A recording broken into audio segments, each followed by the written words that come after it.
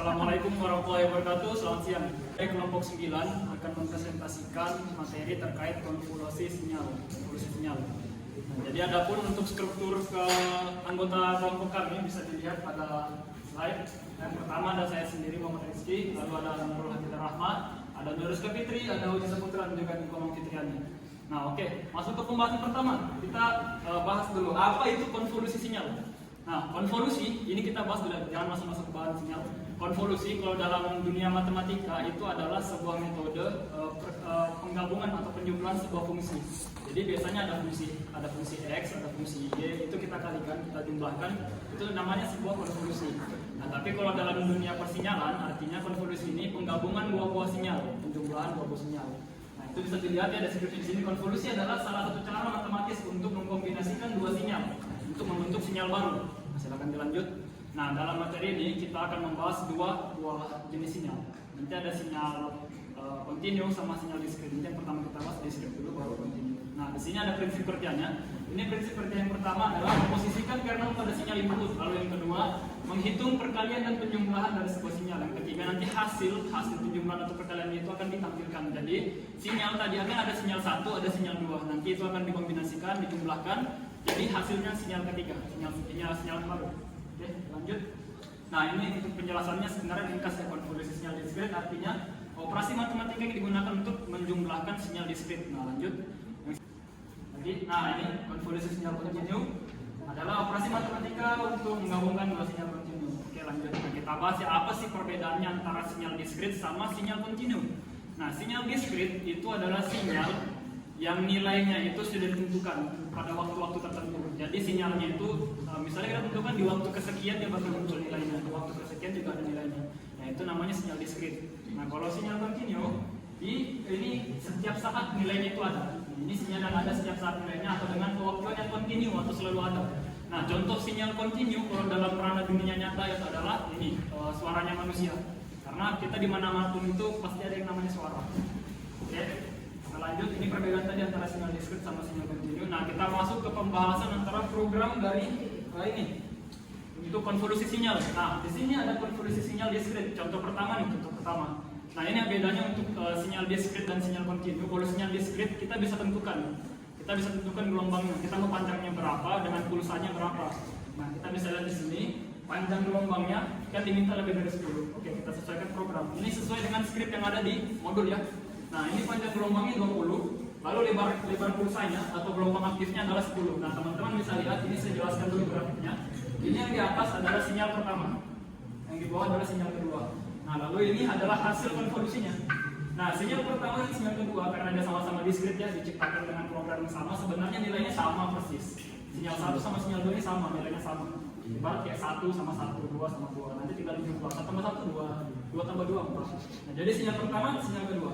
Nah, teman-teman bisa lihat panjang gelombang itu mempengaruhi panjang dari ini efek gelombangnya. Nah, sementara pulsa itu adalah gelombang aktif. Nah, kita kan isinya 10. Harus lebih kecil dari panjangnya, pasti tidak boleh kelewatan. Nah, itu kita atur 10, oke, gelombang aktifnya sampai 10. Nah, seperti itu. Nah, ini nilainya teman-teman bisa lihat di sini 1, 2, 3, 4, 5, 6 aktif sampai di 10. Sama halnya dengan gelombang kedua. Nah, lalu ketika dikonvolusikan dijumlahkan. Nah, jadi penjumlahannya itu nanti kita akan bahas sebuah mekanisme penjumlahannya sampai menghasilkan yang seperti ini. Saya ambil PDF penjelasan cukup sangat singkat penjelasannya. Ada di luar. Nanti setelah dari PPT ini kita bongkar bagaimana mekanisme kerjanya. Nah, itulah sinyal pertama sama sinyal kedua ketika dikonvolusikan atau dijumlahkan dia hasilnya seperti ini. Nah, kenapa dia naik seperti jalur turun? Nanti itu akan kita bahas di PDF yang akan kita baca. Nah, silakan lanjut. Nah, sama halnya dengan program berikutnya, ini panjang gelombangnya 15 sampai 15, lalu lebar pulsanya sampai 5. Oke, paham ya kan kalau dari grafik begini terus dijumlahkan. Nanti teman-teman akan lihat sebuah karakteristik spesifik di antara gelombang diskrit sama kontinu. Coba dilanjut. Nah, kita masuk ke sinyal kontinu. Nah, kalau sinyal kontinu dia agak lebih kompleks daripada sinyal diskrit. Nah, perbedaannya kalau sinyal diskrit kan sudah kita tentukan tuh, mereka mau aktif dari sinyal kapan mau aktifnya, nilai-nilainya kapan mau aktifnya. Beda halnya kalau kontinu kan dia terus menerus. Jadi ketika sinyal yang terus menerus ini digabungkan, dia hasilnya lebih kompleks, jadi kayak lebih padat berisi gitu. Jadi teman-teman bisa lihat di sini, ini sinyal pertama yang kontinu kan, Ini harusnya nggak habis-habis. Cuma sampai grafiknya cuma sampai di situ. Terus sinyal yang kedua sama. Yang kita bedakan itu cuma fasenya saja. Nah kalau fasenya untuk yang gelombang ini frekuensi dan fasenya. Nah kalau gelombang di gelombang 1 kan frekuensinya 1. Lalu yang gelombang kedua itu 0,5. Untuk fasenya, fase itu gimana ya penjelasannya? Ini 1 hertz. Hertznya itu ada di ini titik mulainya. Nah gelombang 2 mulainya itu dari 0,5. Nah gelombang 1 itu mulai dari 1. Kita lanjut. Nah sama halnya dengan ini sesuai dengan modulnya dan permintaannya. Kita pakai untuk banyak titik sampelnya itu sampai 50. Oke, titik sampai 50 untuk titik sampelnya. Jadi ini besar frekuensi gelombang 1, 2, besar gelombang frekuensi yang kedua juga sama 2. Nah bedanya fasenya aja. Nah fase ini titik mulainya. Nah ini teman-teman bisa lihat ya, untuk fase gelombang pertama kan 1,5 tuh. Nah teman-teman bisa lihat nih gelombang pertama fasenya itu apa ya?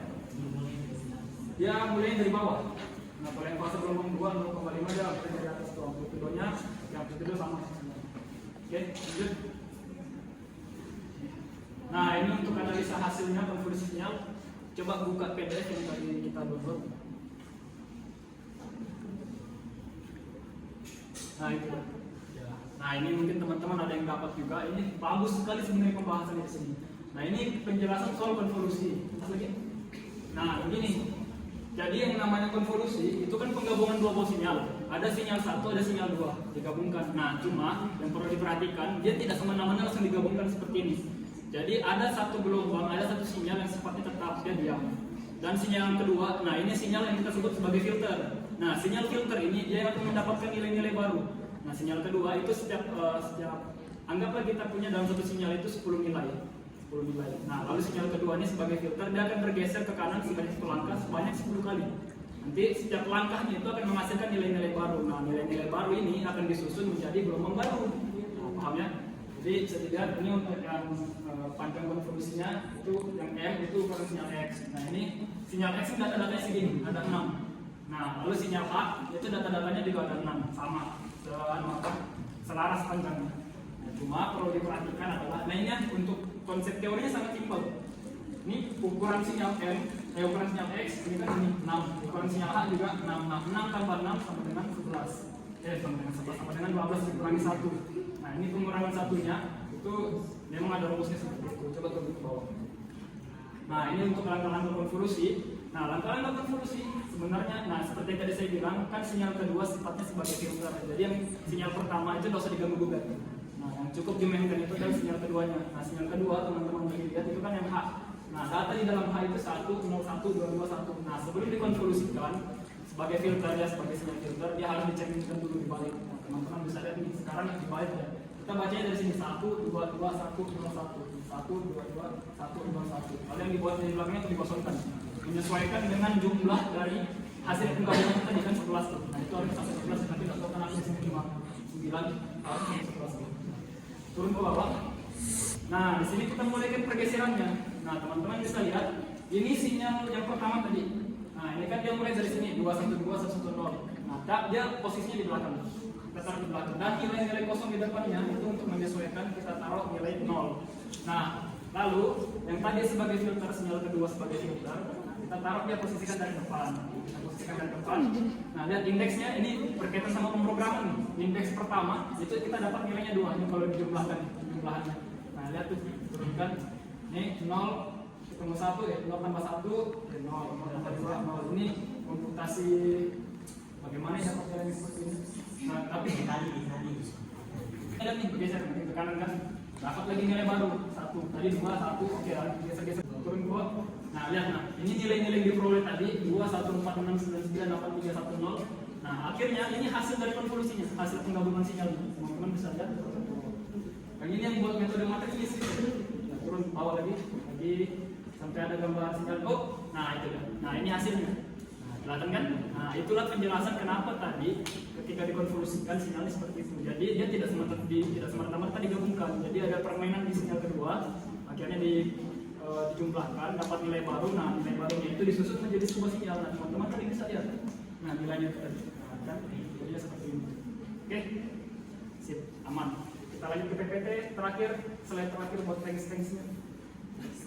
Ya, oke, itu tadi analisa hasilnya kenapa bisa seperti itu. Oke, sekian dari kelompok kami yang dapat kami presentasikan. Untuk kekurangan yang ada ataupun kekeliruan, saya pribadi mohon maaf kepada teman-teman lain. Assalamualaikum warahmatullahi wabarakatuh. Selamat siang.